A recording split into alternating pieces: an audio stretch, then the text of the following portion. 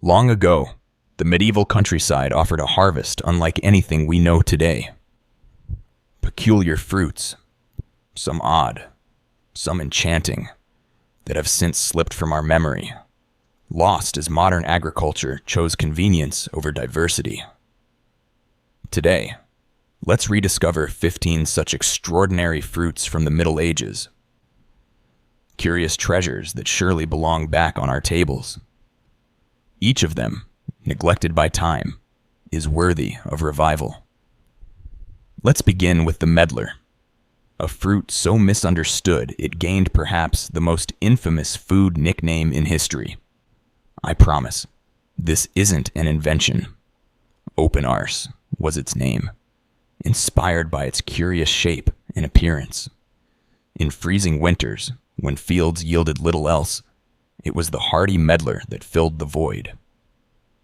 Picture a snow-muffled landscape as you gather fruit the color of earth, something resembling a cross between a russet apple and a rosehip. Yet there's a twist. Eaten straight off the tree, the medlar is inedible. It demands patience and a little willingness to let nature take its course. Gathered after the first kiss of frost, the fruit must be set aside to soften and brown, a medieval technique called bledding, gently encouraging decay until the flesh turns sweet and spreadable. The reward is worth the odd process, a flavor melding spiced dates, apple preserves, even a hint of aged wine. Medlars were so beloved that even Shakespeare and Chaucer couldn't resist mentioning them, sometimes cheekily, poking fun at their suggestive looks. If modern food trends latched onto medlar jam, you'd find it sold for a small fortune, and perhaps rightfully so. But the medlar wasn't the only underappreciated champion. The sorb apple, despite its misleading name, offered its own form of magic. Don't be fooled by appearances. These fruits, kin to the mountain ash, were a secret ingredient in medieval cider. Botanical accuracy wasn't much of a concern to people who famously called whale blubber beef, just to sidestep fasting laws. For farmers of the past, taste mattered most, and sorb apples delivered impact upon impact. What made sorb apples special? Their distinct tannins and sugars, when added to fermenting apple cider, lent complexity and strength to brews. No modern algorithm required. The Romans chronicled their use, but it was the villagers of medieval France and England who made sorb cider famous. Even tax ledgers from those times reflect payments made in artisan brews instead of coins. Imagine bartering with a jug of homemade magic, an arrangement commonplace in those lost centuries when fine drink owed its charm to this little-known fruit. While newer apple types nearly pushed the sorb out after the 18th century, a handful of old orchards in Europe still nurture these relics, keepers of flavor from another era. If the sorb apple fueled feasts and paid dues, another long-lost fruit was so precious it became a living currency, the humble service tree. Uninspiring to the casual eye, in the Middle Ages these trees were safeguarded as fiercely as any modern bank guards its treasure. One mature tree could nourish a family deep into winter. Their real value? Their patience. It can take 30 years for a service tree to bear its first fruit, an eternity for a society where life was often short.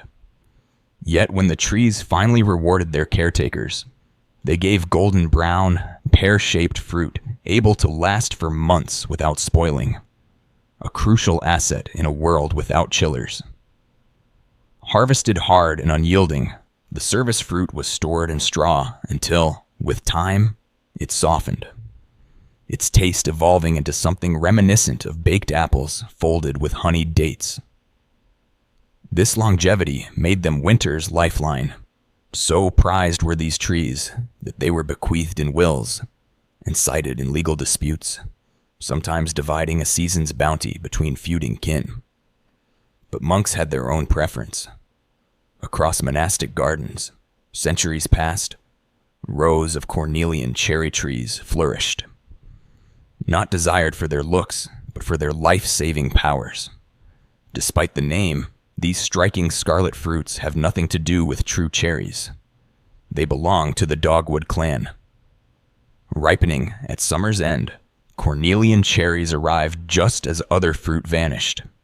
Monks, ever resourceful, prepared them as remedies for everything from maladies of the gut to fevers, packed with vitamin C, long before science explained why that mattered. While much of medieval medicine involved dubious cures, from bloodletting to dubious potions, this was one case where tradition got it right. Cornelian cherries became the base for syrups and preserves that sustained the cloistered ill through harsh winters. Even Charlemagne is documented as ordering these trees be planted for their healing effects. Beyond nourishment, the tree gifted monks with wood so dense and strong, it carved into tools, bows, and arms. A single species offering both sustenance and war. Not every fruit was so honored. In fact, barberry, with its fiery red berries, became infamous. These tart gems were once favored for sauces, especially to cut rich, gamey flavors. But then, fear set in. Farmers noted barberry shrubs near wheat fields and blamed them for blighted crops. Superstitious logic prevailed. The bush became a scapegoat, suspected of witchcraft. The medieval mind was sharper than we credit, though, for barberries can indeed harbor wheat rust. Long before modern science, their suspicions had merit.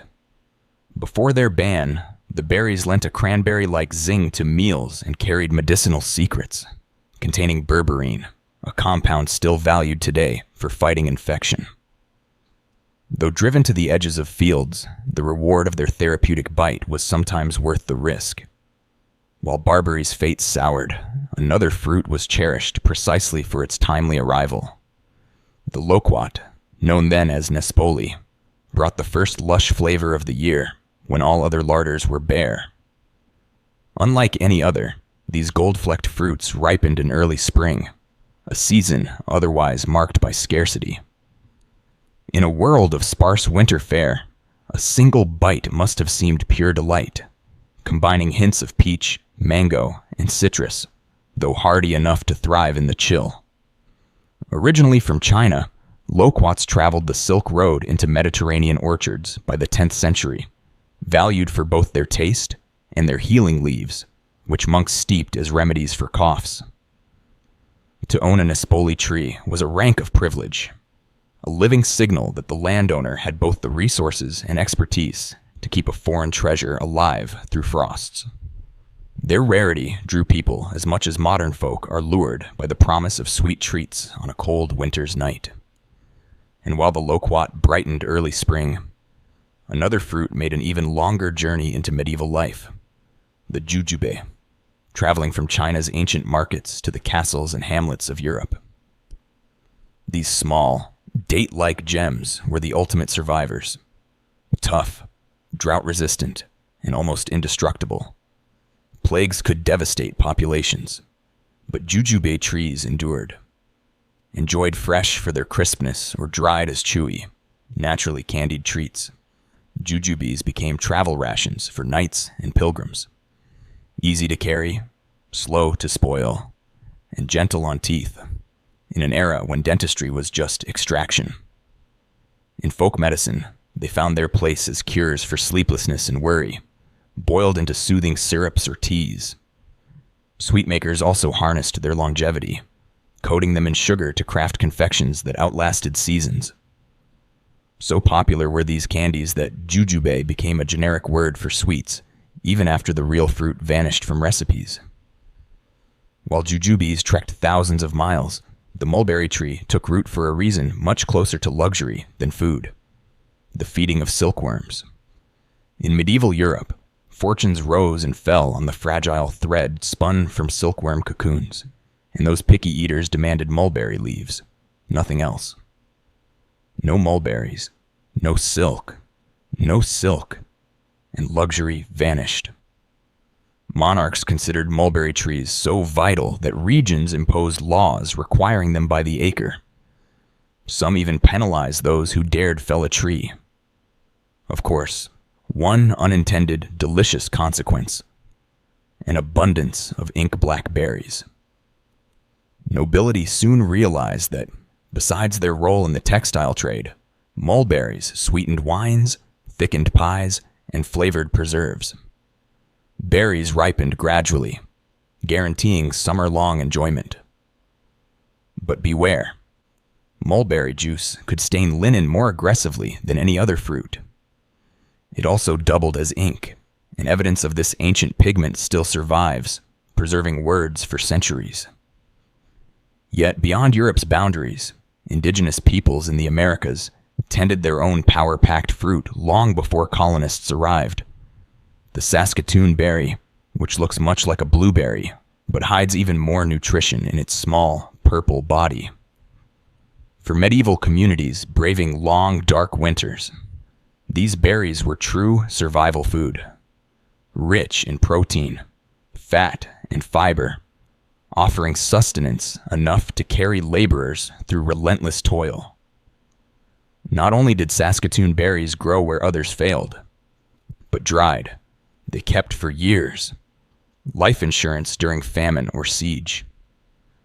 They found their way into sweet, robust wines beloved by medieval brewers, so potent that legends warned a few cups would have you conversing with angels, or at least believing you could.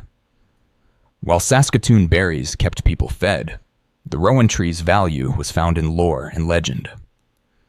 Every village, barn, or crossroads across medieval Europe was watched over by a rowan's red berries, believed to repel witchcraft and malign influences.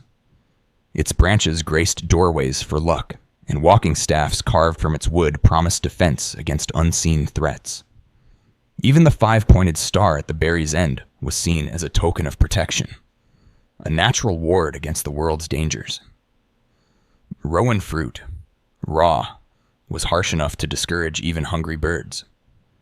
But cooked, transformed with sugar, these bitter berries became the foundation for a vivid, tart jam, a winter mainstay, especially with heavy game meals or morning porridge. With remarkable stores of vitamin C, they warded off scurvy in the frozen months and were even brewed into a fortifying schnapps, a sharp medicine, they claimed, from throat to chest. Not all forgotten fruits charmed through sweetness. Some, like the sloe, drew tears with their sourness. Blue-black, almost inedible without a brace for sharp tannins. Yet medieval folk gathered them by the sackful every fall. Why suffer such a stringency? Because a transformation awaited. When plunged into spirits and left to rest, sloes gave birth to deep, jewel-hued liquors, the ancestors of sloe gin. Their value didn't end at drink. The thorny blackthorn hedges protected livestock and property, while the dense wood carved into tools and cudgels. Tradition held that sloes were only ready after the frost, a natural method to soften unruly flavors. For those in the know, a little trickery sufficed. Smart farmers would freeze them themselves, turning autumn to winter inside their stone homes. Sloe's bite found a kindred fruit in the checker, a small speckled gem from the wild service tree that shaped the culture of drink itself. Alehouses called the checkers trace their lineage back to these lost fruits. It was once custom to ferment checkers with ale, lending tang and preservation to brews before hops took over. Many villages would keep a checker tree planted mere steps from the local pub, with the annual harvest divided for celebratory toasts. The fruit, left to soften just like the medlar, became a touchstone for community life and shared labor. For those setting out on the road, survival often meant carrying hackberries, tough, sweet morsels from trees that could endure drought, flood, and fire. In times of plenty or crisis, the hackberry promised calories when little else did. Dried or powdered, they could stretch the meager rations of hungry travelers. Many a village planted these trees as insurance, sitting quietly in the background until hardship called them into service. Even in medieval days, certain fruits teetered on the edge of obscurity. The enigmatic Mespelus, a mysterious cousin to the medlar, was so rare most farmers could only guess at its identity. Star-shaped at one end, haunting in appearance, it appeared mostly in the estates of the rich and devout. Mispalis needed delicacy and precise conditions to thrive, making it a symbol of status for those who could spare skilled caretakers. When coaxed into ripeness, its flesh revealed a blend of honeyed wine and spiced sweetness, saved for the most extravagant banquets. And at last we end with the crab apple, tiny, fierce, and rugged. Far removed from the plump sweetness of modern apples, these wild ancestors demanded transformation. Eaten raw, they could challenge any palate. But cooked down, they gifted medieval cooks with tart jellies, thick pectins, and vibrant sauces. Their concentrated juice fermented into strong ciders that warmed winter hearts, while the dense wood was treasured for handles and tools. If modern apples are pampered heirs, the crabapple was their stoic forebear, surviving, adapting, always giving. These 15 lost fruits tell us everything about the creativity and resilience of medieval farmers, people who uncovered potential and sustenance in every living thing around them. If you've made it this far, I invite you to take a moment. Where in the world are you listening from right now? And what hour has found you wandering these forgotten orchards of history? Your story, your location, and your moment in time matter to us and to the community that gathers here. If this journey into the flavors of the past stirred your curiosity, let your presence be known. Join this growing fellowship by subscribing, sharing your thoughts, or revealing which forgotten fruit called to you most strongly.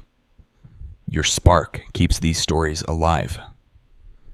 Until our next shared discovery, may your path be nourished by wonder and remembrance.